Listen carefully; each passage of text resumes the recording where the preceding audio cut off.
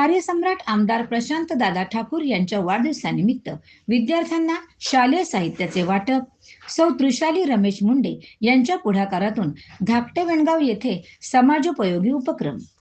पनवेलचे कार्यसम्राट आमदार प्रशांत दादा ठाकूर यांच्या वाढदिवसानिमित्त पुष्पगुच्छ, बॅनर व अनावश्यक खर्च टाळून विविध समाजोपयोगी उपक्रम राबविण्याच्या आवाहनाला उत्स्फूर्त प्रतिसाद देत भारतीय जनता पार्टी कर्जत शहर महिला मोर्चाच्या वतीने जिल्हा परिषद शाळा धाकटे वेणगाव येथे विद्यार्थ्यांना शालेय साहित्याचे वाटप करण्यात आले. या उपक्रमाचे आयोजन कर्जत शहर मंडळ महिला मोर्चाच्या अध्यक्षा सौ तृषाली रमेश मुंडे यांच्या पुढाकाराने करण्यात आले. बुधवार दिनांक 5 ऑगस्ट 2026 रोजी सकाळी 10:30 वाजता झालेल्या या कार्यक्रमात विद्यार्थ्यांना स्कूल बॅग, वह्या तसेच विविध शैक्षणिक साहित्याचे वितरण करण्यात आले. याचबरोबर वृक्षारोपणाचाही उपक्रम राबविण्यात आला. कार्यक्रमाला भारतीय जनता पक्षाचे पदाधिकारी, कार्यकर्ते, विद्यार्थी, पालक आणि ग्रामस्थ मोठ्या संख्येने उपस्थित होते. यावेळी भारतीय जनता पक्षाचे तथा जिल्हा सचिव रमेश दादा मुंडे यांनी मार्गदर्शन करताना सांगितले की 80% समाजकारण आणि 20% राजकारण हा कार्यसम्राट आमदार प्रशांत दादा ठाकूर यांचा विचार प्रेरणादायी आहे. त्यांच्या वाढदिवसानिमित्त अनावश्यक खर्चाला फाटा देत विद्यार्थ्यांच्या शिक्षणासाठी शैक्षणिक साहित्याची शिदोरी देण्याचा हा उपक्रम राबविण्यात आला आहे. शिक्षणापासून एकही मूल वंचित राहू नये या उदात्त भावनेतून हा सामाजिक उपक्रम आयोजित करण्यात आल्याचे त्यांनी नमूद केले.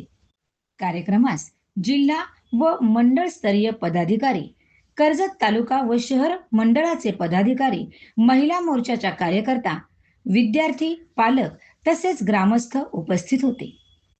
या उपक्रमाचे सर्व स्तरातून कौतुक करण्यात येत असून वाढदिवस सामाजिक बांधिलकी जपत साजरा करण्याचा आदर्श या निमित्ताने समाजासमोर ठेवण्यात आला.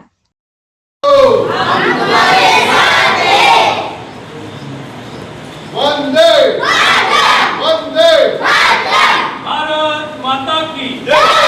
भारत माता की जय.